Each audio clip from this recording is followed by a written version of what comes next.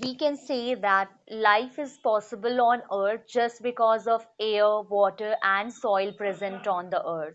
Because air gives us oxygen to breathe, water is used for different purposes, and in earth water is present in three forms: water vapor, and in liquid form and in glaciers form.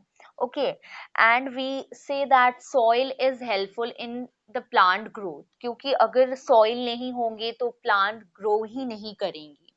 So we can say air is important, water is important, and soil is important. But today we are reading atmosphere. So आज हम basically इस chapter में air और atmosphere के importance को हम discuss करने वाले हैं. सो आप जानते हो कि एटमॉस्फेयर क्या होते हैं. Like our earth is covered with a blanket of air. हमारी अर्थ जो है वो क्या डिफरेंट डिफरेंट गैसेस से क्या है, कवर्ड है. और इसी ब्लैंकेट ऑफ एयर को हम एटमॉस्फेयर कहते हैं. There are different gases which is present in the atmosphere, out of which nitrogen is the most abundant gas. So one by one हम डिस्कस करते हैं कि किन की क्या यूजेस हैं. बट बिफोर दैट आपको मैं कुछ हिस्ट्री बताना चाहती हूँ कि किस तरह से एटमॉस्फेयर हमारे अर्थ में आया या किस तरह से उसकी एग्जिस्टेंस हुई. सो फर्स्ट ऑफ ऑल आप जानते हो दैट अर्थ की जो फॉर्मेशन है वो क्या बिग बैंग थ्योरी से हुई है. बिग बैंग थ्योरी क्या थी? एक बहुत ही बड़ा एक्सप्लोजन था जिसमें अलग अलग गैसेस से मिलकर अलग अलग प्लैनेट्स बने. सो जब अर्थ की फॉर्मेशन हुई थी, इनिशियल डेज में अर्थ was a huge ball of fire. जैसे सन क्या है, एक ह्यूज बॉल ऑफ फायर है, उसी तरह से अर्थ भी एक ह्यूज बॉल ऑफ फायर हुआ करते थे. बहुत ही गर्म थे. और जैसे जैसे ये मैं आपको टाइम पीरियड बता देती हूँ. This is I am talking about 4.6 billion years ago.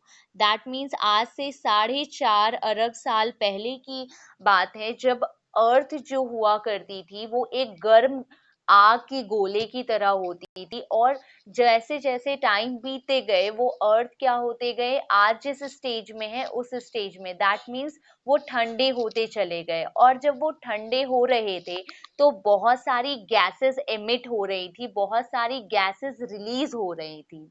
और आपको पता है in our earth there is a force of gravity. हमारे अर्थ में एक फोर्स ऑफ ग्रेविटी है. अब ये फोर्स ऑफ ग्रेविटी क्या होती है? समटाइम्स हम क्या करते हैं, बॉल को ऊपर की तरफ फेंकते हैं. We throw ball in upward direction. क्या वो उसी अपवर्ड डायरेक्शन में रहती है? No, it comes back on the earth. वो दोबारा क्या अर्थ में आती है, अर्थ पर के सरफेस पे गिरती है. क्यों? क्योंकि हमारे अर्थ पर एक फोर्स ऑफ ग्रेविटी काम कर रही है जो किसी भी चीजों को अपनी तरफ क्या करती है, अट्रैक्ट करती है. सो इसीलिए किन्हीं भी चीजों को, किसी भी सामान को हम फेंकते हैं तो वो क्या अर्थ की सरफेस की टुवर्ड्स अट्रैक्ट होती हैं और वो नीचे गिरती हैं. सो जब अर्थ ठंडी हो रही थी तो ये फोर्स ऑफ ग्रेविटी के वजह से जितनी गैस रिलीज हो रही थी वो क्या, हमारे अर्थ के चारों तरफ वो एक एटमॉस्फेयर फॉर्म होती है. सो इस तरह से एटमॉस्फेयर फॉर्म होती है. Okay, that is the formation of atmosphere. So are you clear of this topic?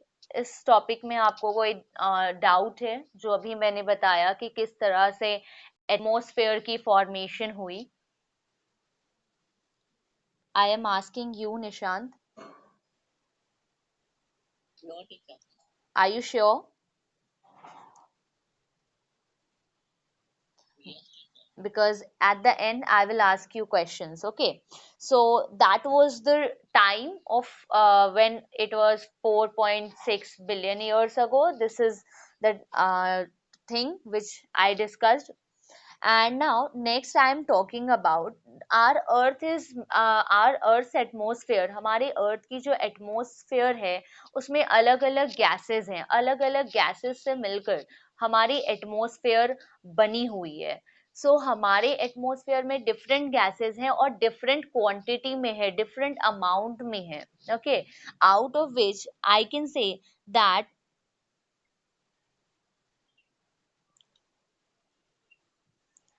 so first gas which is nitrogen, okay, nitrogen.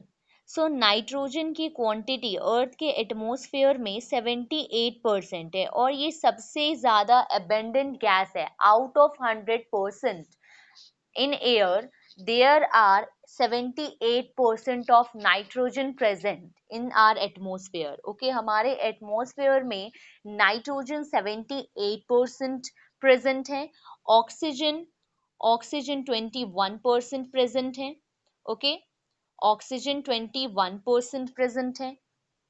then comes carbon dioxide, carbon dioxide is 0.03% and other gases are 0.97%, okay, this is the constituent of the gases in the atmosphere। so हमारी atmosphere में ये different different gases present हैं, like carbon dioxide, nitrogen, oxygen, argon, ozone, ये सभी की quantity क्या है, सभी की अमाउंट एटमॉस्फेयर में डिफरेंट है। जहां पर नाइट्रोजन 78% प्रेजेंट है, ऑक्सीजन 21% प्रेजेंट है, carbon dioxide 0.03% and other gases जिसमें आर्गन, हीलियम, ओजोन, ये सभी गैसेस 0.09% प्रेजेंट है। अंडरस्टूड? Is it clear? और इन सभी गैसेस की ह्यूमन क्या करते हैं, प्लांट्स एंड एनिमल्स क्या करते हैं, डिफरेंट पर्पस के लिए इसे इस्तेमाल करते हैं। Like we use oxygen for breathing, for respiration process। हम ऑक्सीजन किस तरह से यूज करते हैं, we take in oxygen, हम ऑक्सीजन इनहेल करते हैं and we give out, we exhale carbon dioxide। now there may be a question in your mind कि हम ऑक्सीजन की तो कंटिन्यूअसली यूज कर रहे हैं, नाइट्रोजन, कार्बन डाइऑक्साइड, ये सभी यूज हो रहे हैं, बट ये अमाउंट जो है वो कम क्यों नहीं होते हैं? Okay, so there is a cycle of every gases. जितनी भी गैसेस हम यूज कर रहे हैं, जितनी भी गैसेस हम अपने डिफरेंट डिफरेंट प्रोसेस में, डिफरेंट डिफरेंट बायोलॉजिकल प्रोसेस में यूज कर रहे हैं, वो हम दोबारा क्या कर रहे हैं, एटमॉस्फेयर में रिलीज कर रहे हैं किन्हीं ना किन्हीं प्रोसेस की वजह से। अब अगर मैं आपको बताऊं, like you may have heard or you have read about photosynthesis, आपने photosynthesis पढ़ा होगा, ओके। सो फोटोसिंथेसिस क्या होते हैं, when plants make their own food, okay, जब प्लांट्स अपनी फूड खुद से बनाते हैं, लाइक हम क्या करते हैं, प्लांट की जो फूड बनाई हुई होती है उसे हम क्या करते हैं, यूज करते हैं, बट प्लांट्स क्या करते हैं, अपने फूड को खुद ही बनाते हैं through a process that is photosynthesis. और इस प्रोसेस में वो क्लोरोफिल, सनलाइट, वाटर और कार्बन डाइऑक्साइड की हेल्प से वो क्या अपनी फूड तैयार करते हैं, और बदले में हमें क्या, वो जब उनकी फोटोसिंथेसिस की प्रोसेस कंप्लीट हो जाती है तो वो ऑक्सीजन गैस रिलीज करते हैं एटमॉस्फेयर में, ओके। सो जब हम सांस ले रहे हैं, when we human beings are inhaling oxygen, we are giving carbon dioxide to plants to make their own food, okay, with the process of photosynthesis। and when photosynthesis is done in plants, then they give us oxygen to breathe। so इस तरह से balance out हो रहे हैं सारे gases in the atmosphere. आप समझ रहे हो किस तरह से गैसेस की बैलेंस बनी हुई रहती है एटमॉस्फेयर में, क्योंकि हम क्या कर रहे हैं, हम प्लांट्स को कार्बन डाइऑक्साइड दे रहे हैं और प्लांट्स हमें ऑक्सीजन दे रहे हैं हमारे रेस्पिरेशन प्रोसेस के लिए। सो इस तरह से दोनों में हमारे carbon dioxide and oxygen gas में बैलेंस बना हुआ रहता है, किसी की भी अमाउंट कम या ज्यादा नहीं होती है। हालांकि आज जिस तरह की कंडीशन है, कार्बन डाइऑक्साइड की जो क्वांटिटी है वो क्या हो रही है, डे बाय डे इंक्रीज हो रही है, which is causing global warming and many health issues in our in our earth. Okay, बहुत सारे हेल्थ इश्यूज हो रहे हैं, ग्लोबल वार्मिंग हो रही है, कार्बन डाइऑक्साइड की क्वांटिटी अमाउंट एटमॉस्फेयर में इंक्रीज होने की वजह से। ओके, अब आपने कभी नाइट्रोजन साइकिल के बारे में पढ़ा होगा। लाइक अभी मैंने ऑक्सीजन और कार्बन डाइऑक्साइड के बारे में आपको बताया कि ऑक्सीजन को किस तरह से हम यूज करते हैं। ये तो फर्स्ट मैंने बताया ऑक्सीजन और कार्बन डाइऑक्साइड किस तरह से यूज की जाती है। तो पहला तो मैंने बताया ऑक्सीजन ह्यूमन बीइंग यूज करते हैं अपने रेस्पिरेशनल प्रोसेस में, एंड फोटोसिंथेसिस के प्रोसेस में प्लांट्स जो हैं वो कार्बन डाइऑक्साइड यूज करते हैं और बदले में वो क्या, ऑक्सीजन रिलीज करते हैं। और भी जैसे हम कोई भी फ्यूल जलाते हैं, बर्निंग ऑफ फ्यूल, आपको मैं बता दूं, आप कुछ भी जलाना चाहते हो, if you want to burn anything, if a candle, okay, आप अगर उसे ऑक्सीजन की एब्सेंस में जलाने की कोशिश करोगे, if you will try to burn that candle in absence of oxygen, that candle will not burn, वो कैंडल बर्न ही नहीं होगी। अब आप इसके लिए एक एक्सपेरिमेंट कर सकते हो। आप अपने घर में एक कैंडल जलाइए और उसके ऊपर एक ग्लास टम्बलर रख दीजिए। अब उस ग्लास टम्बलर की वजह से क्या होंगी, ऑक्सीजन की जो सप्लाई है वो बंद हो जाएगी और आप देखोगे कि वो कैंडल क्या, बुझ जाएगी।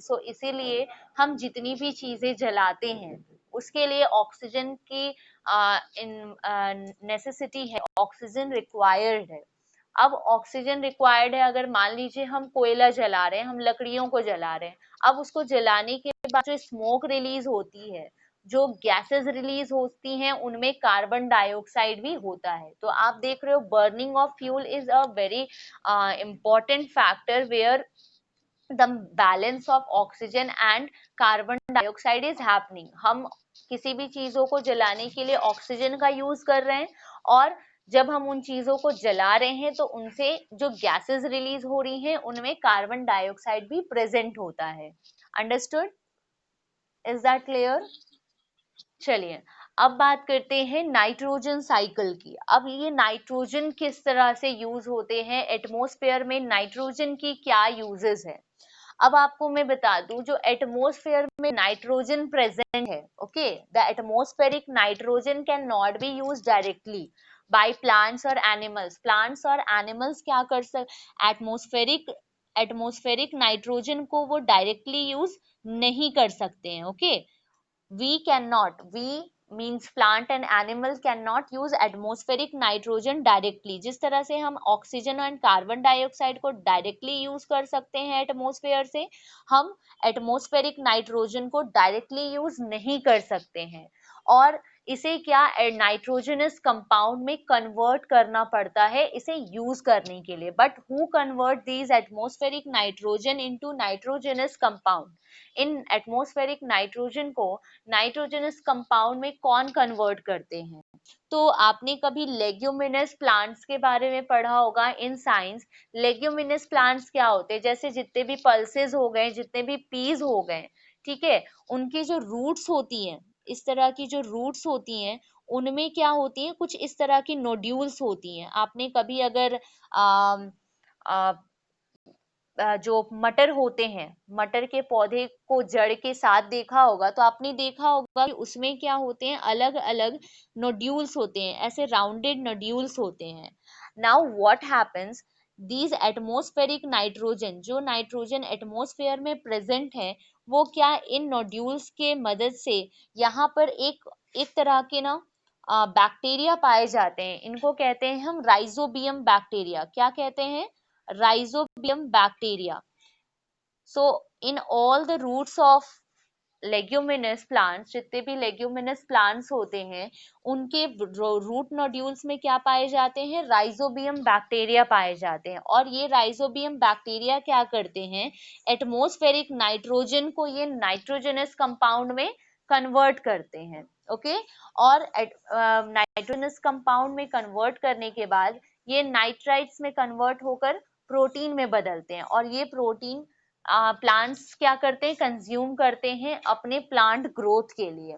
अब जब ये प्लांट्स कोई एनिमल खाते हैं, अब यहाँ तक मुझे पहले बताइए कि आपको ये समझ में आया या नहीं आया। otherwise I will make you understand again. Okay.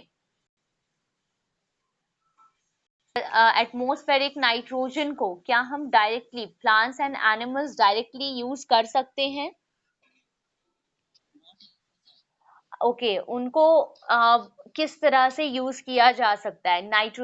Nitrogenous compound की तरह उन्हें यूज किया जाता है, बट वो नाइट्रोजनस कंपाउंड में कन्वर्ट कौन करते हैं? आप और मैं एटमॉस्फेरिक नाइट्रोजन को नाइट्रोजनस कंपाउंड में कन्वर्ट करते हैं, या फिर कुछ इस तरह के कुछ खास तरह के प्लांट्स होते हैं जो इसे करते हैं, इस नाइट्रोजन फिक्सेशन करते हैं? कौन करते हैं ये?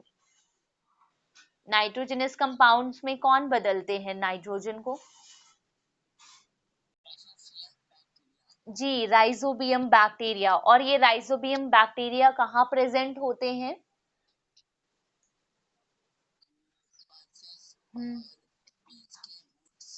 Yes, very good. Pulses and जो पीस होते हैं उनके जो रूट्स होते हैं उनमें छोटे छोटे इस तरह के नोड्यूल्स होते हैं, और इन नोड्यूल्स में जब ये नाइट्रोजन एंटर करते हैं तो ये किस में बदल जाते हैं? नाइट्रोजनस कंपाउंड में बदल जाते हैं। किस में बदलते हैं? नाइट्रोजनस, यस, नाइट्रोजन कंपाउंड में बदलते हैं। और यहाँ से फिर ये क्या, प्लांट्स क्या करते हैं? इन्हें कंज्यूम करते हैं। प्लांट्स अपनी ग्रोथ के लिए, अब आपको पता है रूट्स के हेल्प से ही जितने भी मिनरल्स हैं सॉइल में वो क्या करते हैं? प्लांट्स यूज करते हैं। तो अब जो भी मिनरल्स हैं वो क्या होंगे? प्लांट्स यूज करेंगे। उनमें से एक होगा नाइट्रोजनस कंपाउंड भी, जिसे हम अमोनिया कहते हैं। और ये अमोनिया जब प्रोटीन में बदलते हैं तो प्लांट्स इसे अपने फायदे के लिए, अपने ग्रोथ के लिए फूड में यूज करते हैं। और जब ये पौधे, पेड़ पौधे जो भी प्लांट्स खाते हैं वो क्या करते हैं? उसे खाते हैं, और फिर जब वो एक्सक्रीट करते हैं, एक्सक्रीट मतलब समझ रहे हो, जो भी वेस्ट मटेरियल होता है जब वो उन्हें बाहर निकालते हैं तो जब वो डीके होते हैं, सड़ते हैं, गलते हैं, सूखते हैं, जैसे एक गाय, ओके, मैं यहाँ पर आपको बहुत ही सिंपल एग्जाम्पल के थ्रू समझाना चाह रही हूँ कि एटमॉस्फेरिक नाइट्रोजन को, ठीक है, किसी पी प्लांट ने के रूट नोड्यूल्स ने उसे नाइट्रोजनस कंपाउंड एमोनिया में कन्वर्ट किया, और वो एमोनिया बदल जाती है किसमें? प्रोटीन में। और वो प्रोटीन यूज करते हैं प्लांट्स। अब वो प्लांट्स को कौन खाते हैं? हर्बीवोरस एनिमल्स खाते हैं, लाइक काव, गोट, ये सभी खाते हैं। अब ये काव जो है उन्होंने इस प्लांट को खाया, ठीक है, उनकी कुछ पत्तियों को खाया या कुछ भी उनके प्लांट्स को खाया, तो वो क्या करेंगे? जो भी खाने के बाद, डाइजेशन होने के बाद जो वेस्ट मटेरियल बचेगा, जिसे हम गाय गाय की जो गोबर होती है वो क्या, अगर डीके होगी, वो सड़ेगी या फिर वो सूखेगी, तो उसमें से वो जो गैस है, एटमॉस्फेरिक नाइट्रोजन है, वो फिर से क्या, एटमॉस्फेयर में जाकर मिक्स हो जाएगी। तो इस तरह से नाइट्रोजन साइकिल इसे नाइट्रोजन साइकिल बोलते हैं। ओके, यही होता है नाइट्रोजन साइकिल। किस तरह से एटमॉस्फेरिक नाइट्रोजन लेग्यूमिनस प्लांट्स के रूट्स में जाकर नाइट्रोजनस कंपाउंड एमोनिया में बदलती है, और वहां पर न्यूट्रीफाइंग डेंट्रीफाइंग बैक्टीरिया इसे नाइट्रेट और नाइट्रेट्स प्रोटीन में बदलते हैं। और वो प्रोटीन जब प्लांट्स उसे यूज करते हैं और कोई दूसरे एनिमल उस प्लांट को खाते हैं, तो वो जो भी वेस्ट मटेरियल रिलीज करते हैं उनके डीके से या उनके सड़ने से या उनके सूखने से वो एटमॉस्फेरिक नाइट्रोजन दोबारा एटमॉस्फेयर में जाकर मिक्स हो जाती है। Understood? So carbon dioxide, oxygen and nitrogen, ये दोनों ही तीनों ही साइकिल मैंने बताए हैं कि किस तरह से एटमॉस्फेयर में ये सारी जो गैसेस हैं वो बैलेंस आउट रहती हैं। आपको यहाँ तक अगर कोई प्रॉब्लम है देन आप मुझसे पूछ सकते हो। I You have no problem? Okay, so this is the way how atmosphere and different gases get balanced out. इस तरह से अलग अलग processes के through जो भी गैसेस हैं वो क्या, बैलेंस्ड आउट रहती है। अदरवाइज आप इसे समझिए कि अगर हम कंटिन्यूअसली ऑक्सीजन क्या यूज कर रहे हैं और ऑक्सीजन किसी दूसरे प्रोसेस से रिलीज नहीं हो रही है, एटमॉस्फेयर में जाकर मिक्स नहीं हो रही है, तो क्या एटमॉस्फेयर में जो ऑक्सीजन है क्या वो खत्म नहीं होंगे अगर ये प्रोसेसेस होनी बंद हो जाती है तो? So it is very much required for the maintenance और the balancing these gases out. But आज हम देख रहे हैं कि ये जो बैलेंस है गैसेस की, जो बैलेंस है, लाइक 78% ऑक्सीजन हमने पढ़ा, कार्बन डाइऑक्साइड हमने 0.03% पढ़ा, ओके। सो ये 21% हमने ऑक्सीजन पढ़ा। ये these are the three main constituent gases of the atmosphere. हम क्या देख रहे हैं, due to the pollution, due to air pollution which is happening around us, हम बहुत सारी ऐसी चीजें बर्न करते हैं, बहुत सारी ऐसी चीजें हम यूज करते हैं जिनसे कार्बन डाइऑक्साइड रिलीज हो रही है। लाइक आज जो मॉडर्न टाइम है, आज इंडस्ट्रीज हैं, लोगों के पास अलग अलग ऑटोमोबाइल्स हैं। अगर किसी घर में, अगर आज तो साइकिल बहुत ही कम लोगों के घर में देखने को मिलता है, आज के घर टाइम में हर किसी के घर में एक या दो बाइक या फिर फोर व्हीलर, कुछ भी कार, कुछ भी हमेशा अवेलेबल होते हैं। अब आजकल लोग क्या प्रेफर नहीं करते हैं, शॉर्टर डिस्टेंसेस के लिए भी वो क्या करते हैं, बाइक लेकर जाते हैं, कार लेकर जाते हैं। तो इनसे क्या होता है, जब ये फ्यूल जो डीजल होते हैं, जो पेट्रोल होते हैं, वो बर्न होते हैं, तो बर्न होने के बाद वो क्या करते हैं, स्मोक रिलीज करते हैं। और उन स्मोक में क्या डिफरेंट डिफरेंट गैसेस होते हैं, जिनमें carbon dioxide, sulphur monoxide, carbon monoxide, ये सभी क्या होते हैं, मिले हुए होते हैं। अब इन पॉल्यूशन की वजह से क्या हो रही है, कार्बन डाइऑक्साइड की जो क्वांटिटी है वो क्या हो रही है, डे बाय डे इंक्रीज होती चली जा रही है। और कार्बन डाइऑक्साइड एक ऐसी गैस है जो बहुत ही हैवी गैस है और बहुत ही ज्यादा गर्म गैस है, okay. It is very hot gas. अब देखिए, अगर कार्बन डाइऑक्साइड की क्वांटिटी, कार्बन डाइऑक्साइड की अमाउंट 0.03% से अगर इंक्रीज होगी तो क्या होगी, अर्थ की जो एटमॉस्फेयर है, अर्थ की जो क्लाइमेटिक कंडीशन है, वो डे बाय डे क्या होगी, वार्म होती चली जाएगी, गर्म होती चली जाएगी।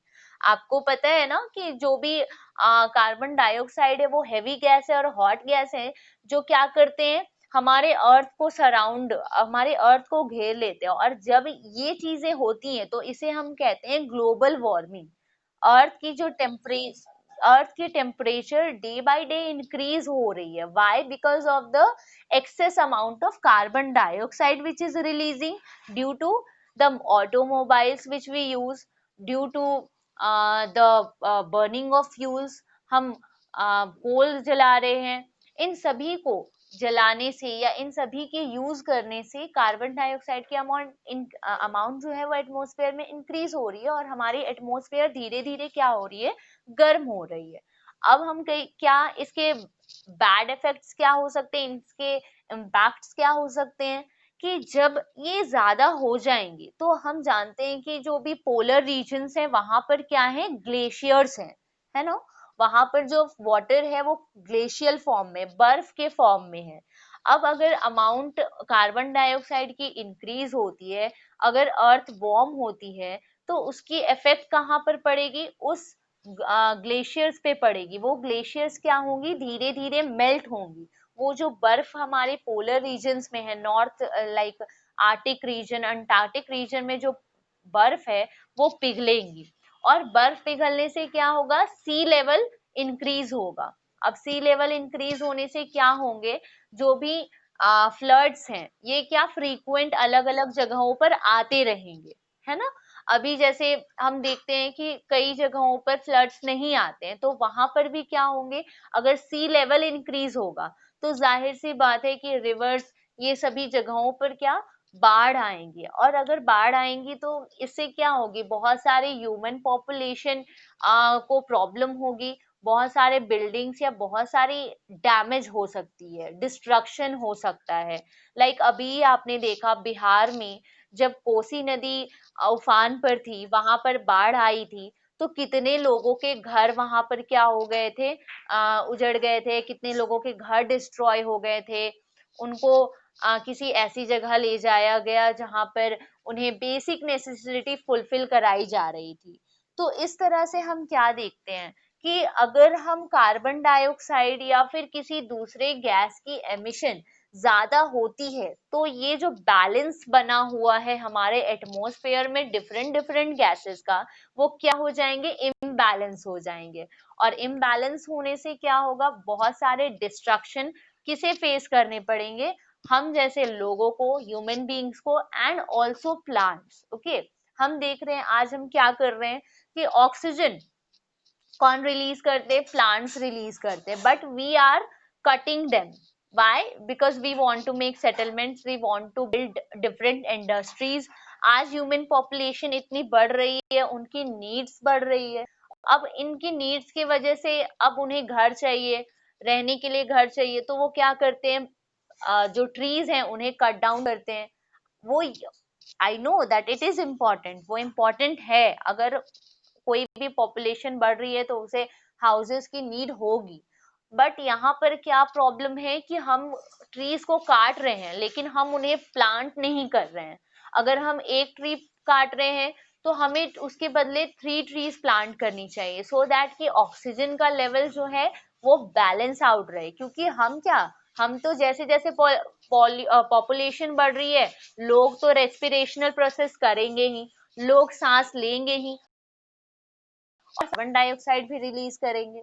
ओके, सो हम क्या देख रहे हैं, बहुत सारी चीजें हैंड इन हैंड हो रही हैं, बहुत सारे चीजें जो नहीं होनी चाहिए वो हो रही हैं, और पॉल्यूशन बढ़ रहा है, एयर पॉल्यूशन बढ़ रहा है, जिस वजह से जितने गैसेस हैं उनकी जो बैलेंस है वो क्या हो रही है, खत्म हो रही है। Understood?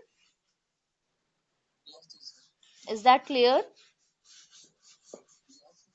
Okay, now can I ask you a few question? Okay, चलिए बताओगे, why earth atmosphere is attracted towards the earth surface? Earth की जो एटमोस्फेयर है वो अर्थ को सराउंड क्यों किए हुए है, कवर क्यों किए हुए है? What is the reason behind it?